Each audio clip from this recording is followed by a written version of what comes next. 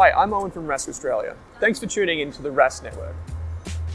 Before we get into today's show, there are a few things we have to go over.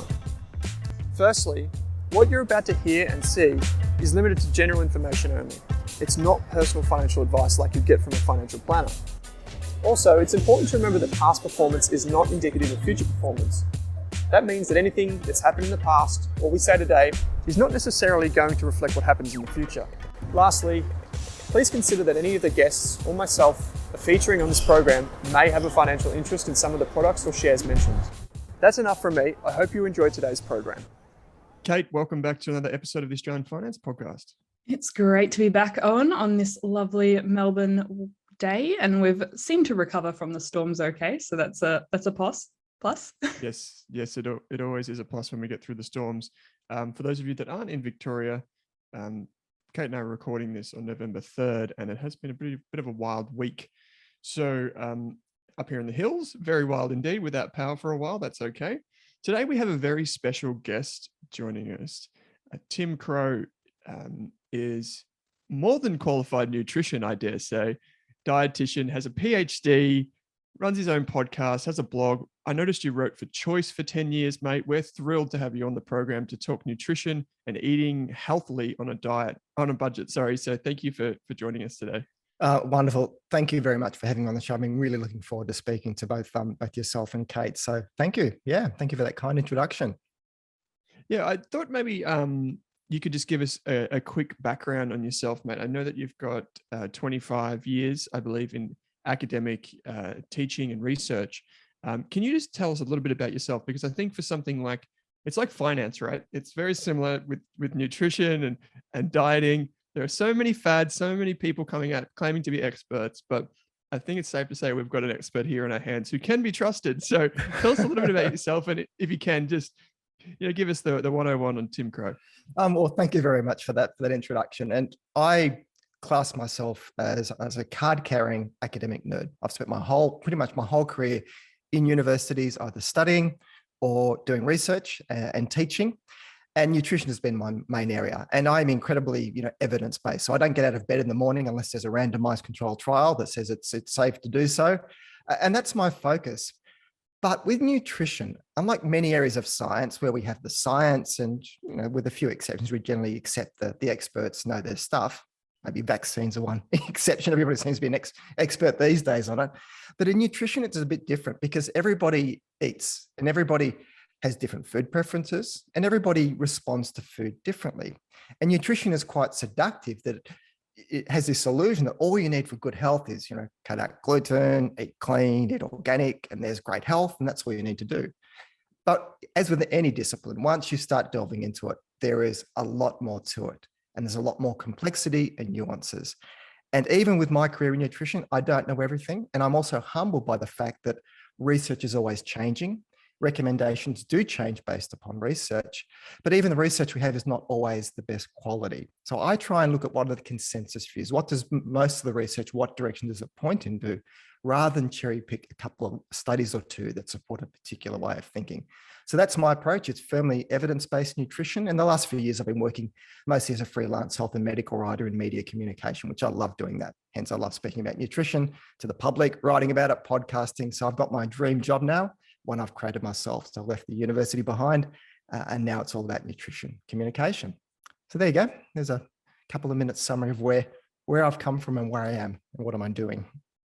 Wonderful. And I think that's what attracted me to your podcast, Thinking Nutrition, that you've been running for many years now, because it's so evidence-based. There's just looking through Instagram, there is so much information out there. Some of it's true, some of it's not true. And it can get really confusing. And that's why I thought this was a really good topic to talk about today. And some listeners right now might be going, why on earth are we talking about nutrition on a finance podcast? But I deeply believe that it's such an integral part of our journey and in our personal finances, not just how much we spend on our food, because that can be a massive driver in whether we can reach our financial goals or not, because $1,000 a month on Uber Eats isn't going to progress you towards your goals very well.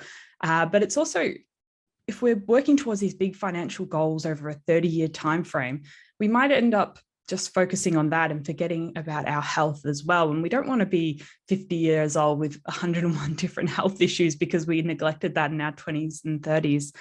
And so what I wanted to ask you is, there's sometimes that misconception that you have to be wealthy to be healthy. And if you don't have many financial means, it's very hard to eat well, to see the right experts, to get the right advice.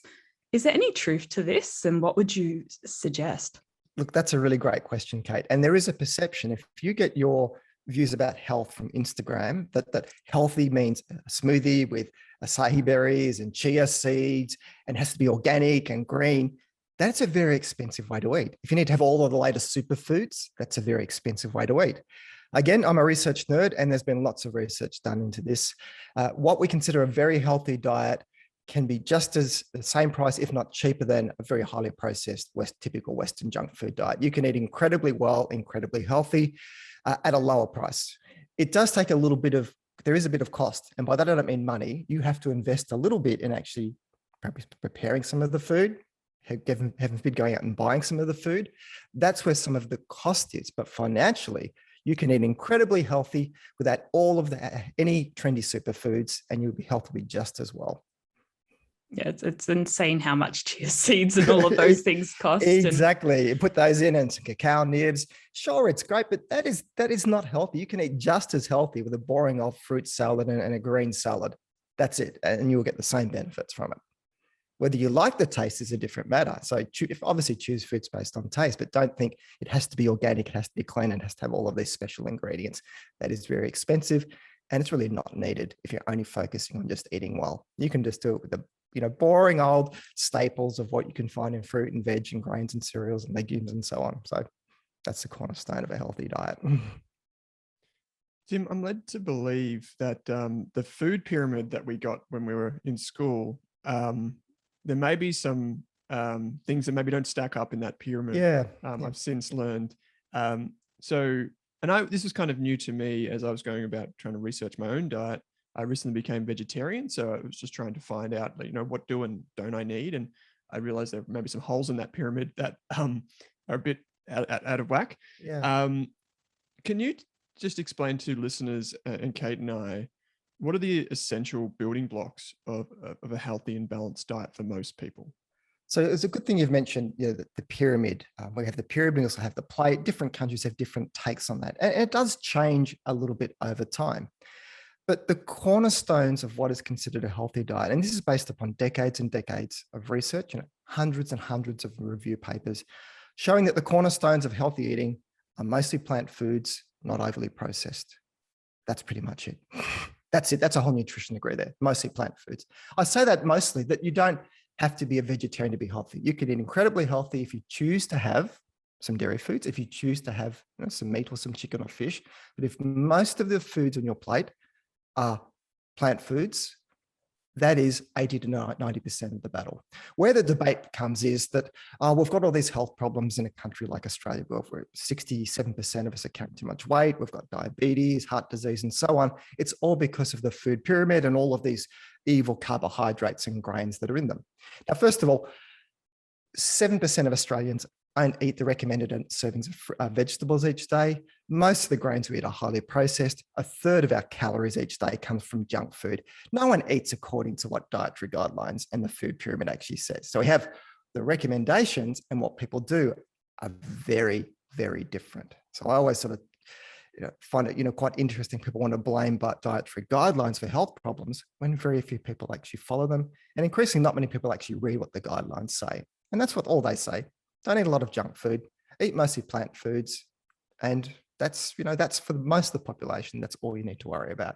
As for what food you eat in there, whatever, knock yourself out, whatever you like. There's hundreds of different foods you can eat in that paradigm. Tim, did you say that only 7% of the population eat the right amount of vegetables? Is that right? Yeah, so 5 servings of vegetables a day, only 7% of Australians, 7% eat 5 servings of vegetables per day. And for fruit, which is only 2 servings a day, only half of people eat 2 servings of fruit. So that tells you already that there's a lot we're not doing. So we just can't blame dietary guidelines for all of our health problems. Just to hammer this home, can you explain what would be a a serving of vegetables? So just Yeah, so typically vegetables, it could vary about a cup to half a cup, depending on what the vegetable is. Yeah, so all of them are a little bit different, but I look at generally half a cup would be a good serve.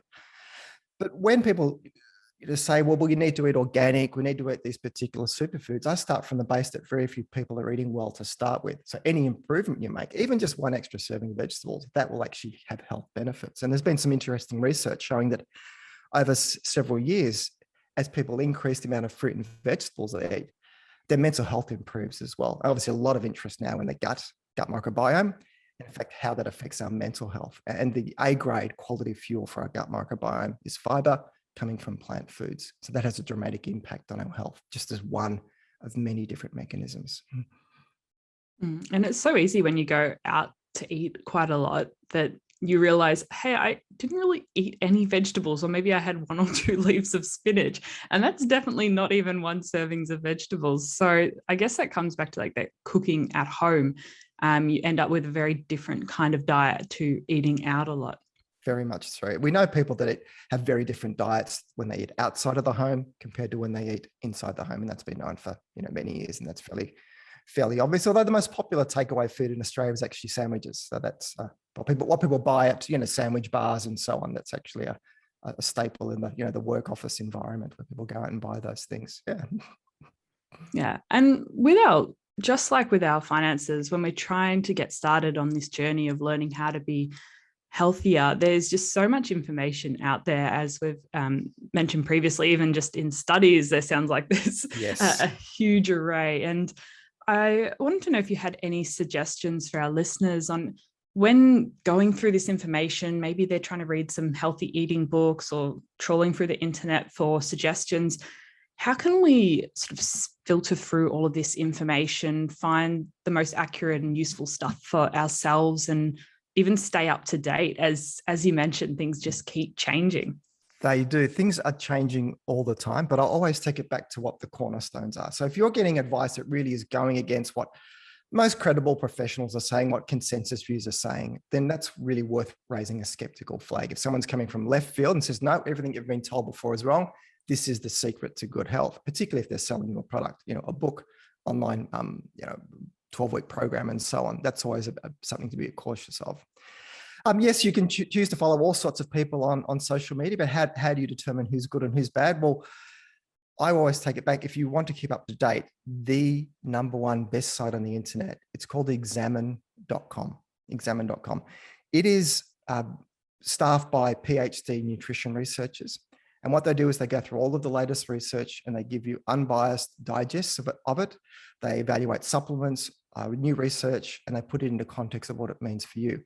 Most of their information is free, but they do have a subscription model. I have no affiliation with them, but I say that because they don't sell anything. There's no commercial relationships with food companies. They're not selling supplements. They just purely look at the evidence and the research, and have loads of free stuff. So for anyone who just wants to keep up with a little bit of nutrition, examine.com is probably the best site on the internet. And that's a big call for me to say, with 25 years of nutrition research, to say that's a great one. You can find a case for any food or nutrient, either causing or preventing any disease that you care to mention, by cherry picking a study. You can always find some research to support your agenda.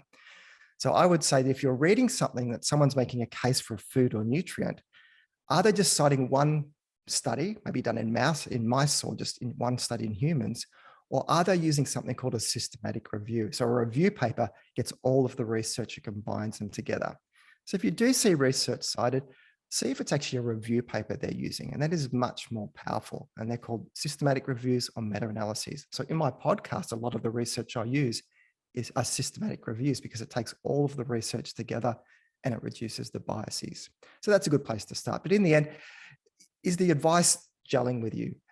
Is the person offering a solution for all of your health problems, and they're blaming one particular food or nutrient? If they are, you are probably only getting a very myopic viewpoint, when the cornerstones of healthy eating have changed very little over decades. Yeah, I can't imagine most of your problems can be solved by just cutting out or adding one particular food or supplement. I wish it could, but it's so appealing, isn't it? All you need to do is cut out this food, do this, do that. And it can work for a short amount of time because it focuses you on eating healthier. But no, I've never seen any case. Well, unless you've got if you had celiac disease and you cut out gluten, you clearly would be better for it. But that's a clear case where there is a defined, disease. For general health, it's not as simple as just adding this food or taking that food out. It's really a broad spectrum of dietary changes. So I've seen many different dietary fads come and go over the decades, and they get reinvented under different names. We had low carb, then it became paleo, now it's keto. It'll be something else in a few years. I don't fight them so much because a lot of these fads, when you look at them, they actually have a kernel of truth, and they still are recommending to eat more healthier foods and less highly processed foods. So it's a good place to start for most people. Yeah, I guess I only get worried when the diet seems to be costing people a fortune and you have to buy these specific products or shakes and things. And it's probably not in people's best interest all the time to get fully consumed by this one particular guru that may or may not have a qualification in this area. Exactly. And most of the time they don't have qualifications, but they've got plenty of products to sell you, and they're armed with lots of testimonials as well. And they're powerful. That connects with us as human beings. With like that story of somebody that was overweight and they lost weight by eating this certain way and their diabetes went away. That is powerful. That is much more powerful than me citing a systematic review. It connects with us. And that's, I always say that facts tell, but stories sell. And on Instagram, it's certainly the stories sell is the business model there. Yeah. And if we want to bring higher levels of health and well-being into our daily lives in areas such as nutrition and fitness and well-being, but we are mindful that we don't want to spend a fortune on this area and we want to make sure it's sustainable long-term, it's not something that requires like a 10 grand outlay for this particular regime, or possibly buying one of those, was it Pelotons, those fancy bikes? How could we do that? Do you have any practical examples for our listeners? Yeah, so I've already given you the cornerstones of a healthy diet is mostly plant foods. Well, whatever takes your fancy, they're all good. They're all worthy of being called superfoods.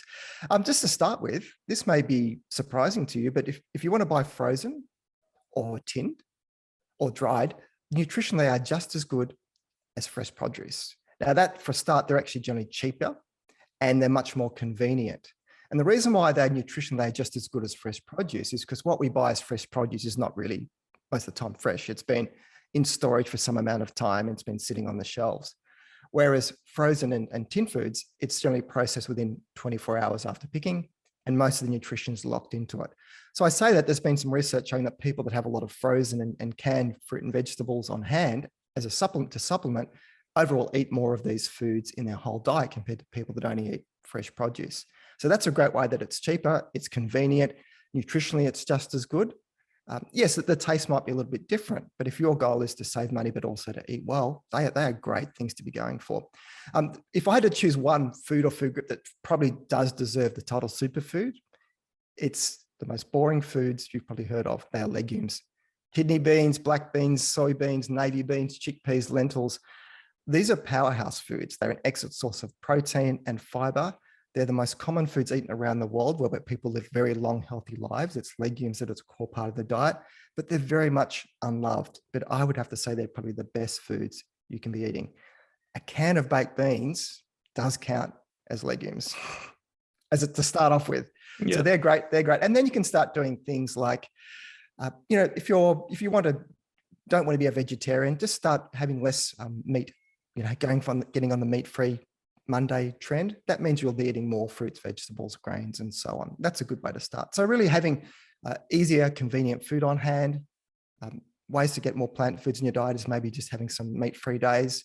And really, if you can start including some dal, baked beans, chickpeas, soys, whatever, they will definitely be doing you your health good. And they are so incredibly cheap. About the cheapest food you can buy is dried beans. You can get lentils in those, I think they're 500 gram cans for about 80 cents, depending on where you go. Yep. If you can't be bothered soaking on doing any prep, just buy them in the can and they'll be just as good. If you buy chickpeas in the can, the juice is effectively equivalent to using egg white because it has the same consistency as well. So, yeah. Oh, wow. There you go. That's what's actually used in vegan diets is for our egg whites can be chickpea juice. All right, because some people typically just filter that out, right? They just think, oh, I just want the chickpeas, not the actual juice. You can have the juice if you want, yeah, but overall they're great. So they're convenient if you don't want to soak them yourself. So there's some great solutions, and they're just cheap. And then you can put them in a salad. You can add whatever you like to it, but you've got the cornerstone right to start with.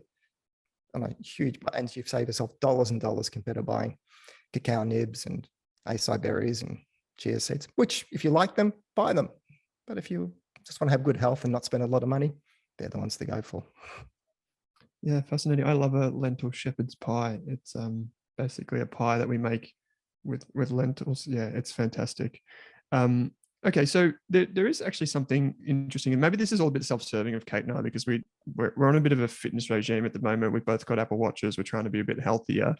One of the things that I've been having lately, and I've had this throughout my life at various stages when I've been going through exercise like regimes and whatever have you, is like protein powder.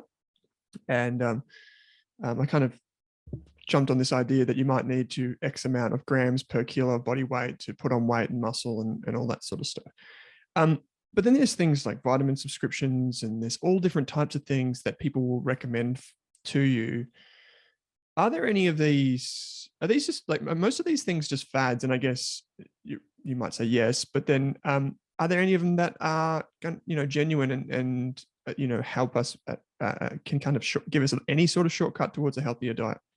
Surprisingly, the answer is yes. In terms of if you're not eating well to start with, or you're not eating a lot, some of these can be useful supplements. And I'll use protein powders as a good example. If you're training pretty hard, certainly protein requirements do go up to potentially 1.6 grams per kilogram body weight. And only last month, there's this really good study done with untrained athletes or beginner athletes who are vegetarian and not vegetarian. And they put them on a higher protein diet. And after 12 weeks, they all gained muscle mass. But they found that those on the vegetarian diet, they needed to supplement more with soy protein to get to their protein goals, because it was a little bit harder for them to get to that 1.6 grams per kilogram body weight from just food. Certainly you can do it, but for vegetarians, potentially the protein supplements, obviously soy-based, might be a better option. Whereas if you're omnivore, you get loads of protein in, meat, chicken, fish, eggs, they're packed full of protein. Whereas for vegetarian, you have to be a bit more selective. But again, one of the best protein foods for vegetarians are going to be legumes. So that's why soy protein is a popular protein supplement for that group. So I would say shouldn't discount them. They have a role to play. And if they fit in with your training regime, if it makes it easier to consume that extra nutrition, well, that's a good thing. Vitamin subscriptions, just no. Just no. Unless you've got a vitamin deficiency, well, then just go into Chemist Warehouse and buy them off the shelf. Much cheaper than having these subscription models. No, that's good to know. Fascinating. Yeah, I thought it was, I did see a business start during lockdown that was doing vitamin subscriptions, and I did actually fall for that one for a couple of months. I was like, oh, this is so cool. But yeah, I was like, well, do I actually need any of these? And if I do, I can just buy them from Chemist Warehouse, as you mentioned. So I always say that in theory, we don't need any of these supplements because we can get everything we eat from food. But the average Australian doesn't have the best diet. So I would actually say there's a role for a general multivitamin if you don't think your diet is the best, maybe every day, every second day, but that's as far as you need to go, unless you need a specialty supplement for various reasons.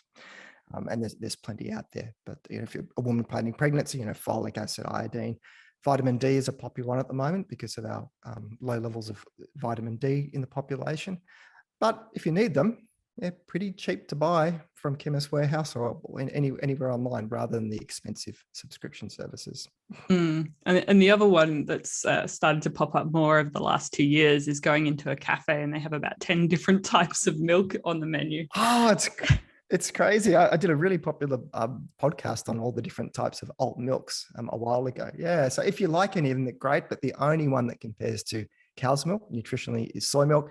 Everything else is a distant also ran, but that doesn't mean you shouldn't have it. If you just like the taste of it in your coffee or tea, that's fine, but they're not really nutritionally anywhere near cow's milk. Yeah, it's interesting because some have added sugar in them and things like that. I remember looking through Aldi because they stock a lot of them, and I was just looking at all the ingredients and I was like, they are highly processed foods, just like all the fake meats now. I can't find anything to say that they would be healthier than actually having red meat, because they're incredibly processed. You look at the ingredient list on them. Yes, they're a viable option if you don't want to have red meat and you're vegetarian. Maybe you want to have some of those, but they're nothing like the original foods they came from at all.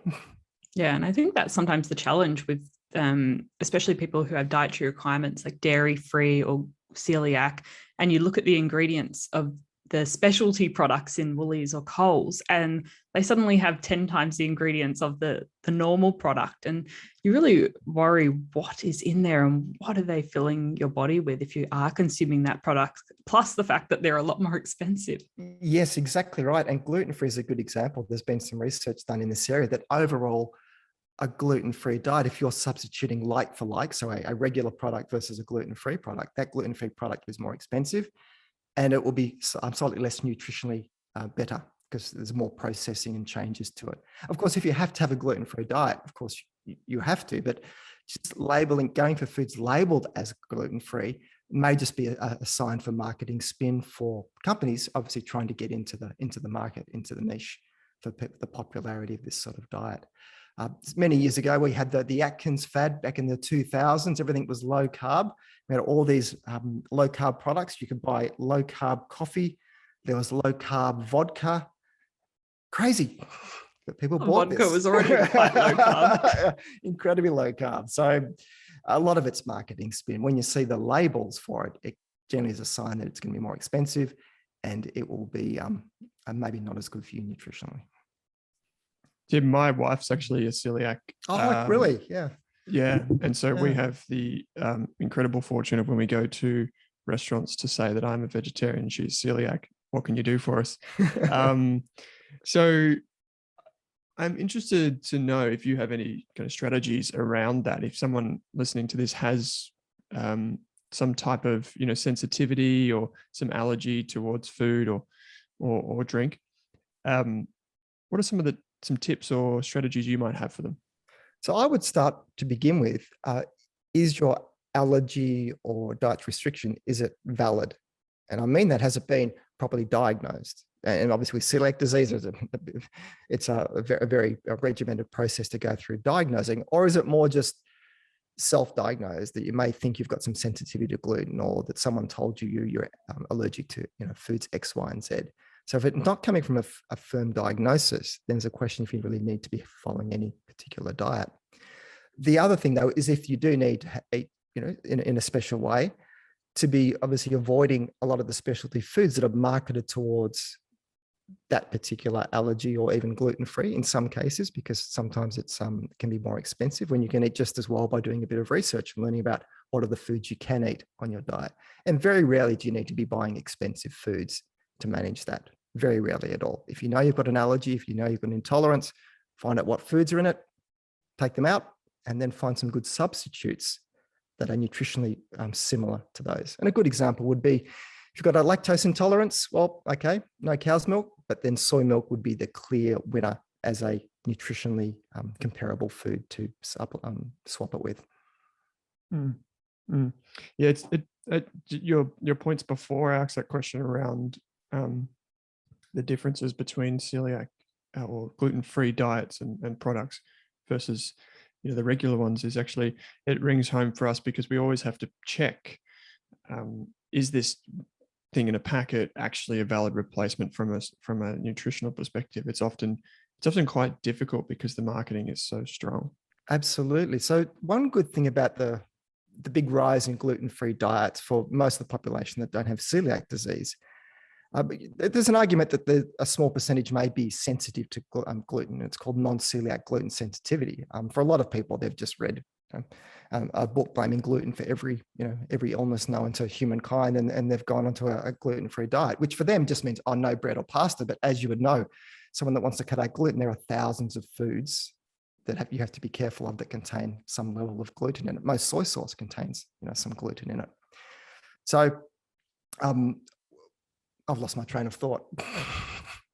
No, that's fine. It was more just around like the marketing and packaging of these kind of, not just celiac or gluten-free products, but also, any type of product that deals with allergies or diseases. Yeah, that's right. So yeah, just if there's a good reason to have it, then have it. But most of the time, for a lot of people, they don't really need them. Mm.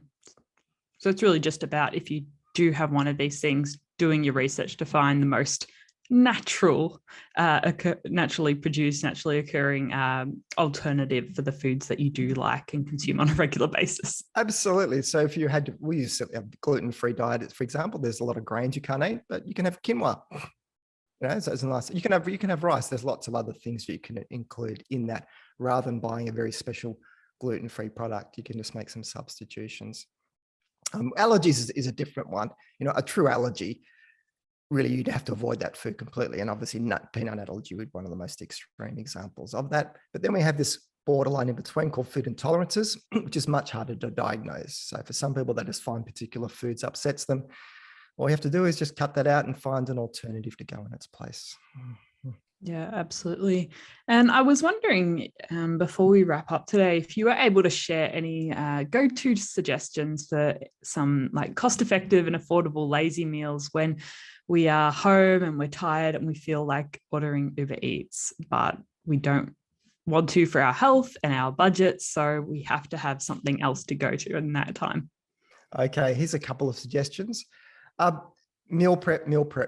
If you make some bulk food and put it in the freezer, it can sit there for months and that's ready to go. Whatever foods that you like to eat, having it ready as a standby backup food. Google is actually your friends. If you just Google easy recipes, 5-minute, 10-minute recipes, there is just hundreds and hundreds of things to choose from. I'm not going to give you, you should follow this recipe. There are loads of things you can find on the internet. But just think, what health can be? Well, a bag salad from Coles or Woolies, put in some 3-bean tuna mix, some egg, whatever you like, some tuna. That is a nutritionally complete meal that's going to be healthy for you. So meal prep, Google, simple salads, all of that will be perfectly fine and incredibly healthy and all pretty cheap too. So we definitely don't need to overcomplicate things, really. If that's one thing I'd have to say about nutrition, it doesn't need to be overcomplicated. The basics haven't changed. And in fact, I'll defer to Michael Pollan, who I think pretty much summed up nutrition: eat foods, mostly plants, not too much. That's a good one. That's a good way to end the discussion, Tim. I think there's so much for us to go on there. I know I learned a lot just hearing you talk about what we actually need in our diet. I believe you're on Twitter, right? So I'm on Twitter as Crowe Tim. Website thinkingnutrition.com.au. There's hundreds of different blog posts on there, and of course my podcast, Thinking Nutrition, on all your podcast platforms. Facebook as well. I'm pretty easy to stalk on social media. Yeah, we'll put all the links in show notes. Just in the show notes, just as an example, there's an article that you wrote in August. Can keto cure cancer? A very provocative headline that I was reading this morning, but it's a brilliant article. And so many good ones. I noticed that one of the most popular posts you've done is broccoli is bad for you, like really toxic bad. And then you go on to explain why broccoli is okay. But some fantastic stuff. So that's all at thinkingnutrition.com.au. Tim, thanks for taking some time once again and joining Kate and I on the show. Wonderful. Great chatting with you both. Thank you very much.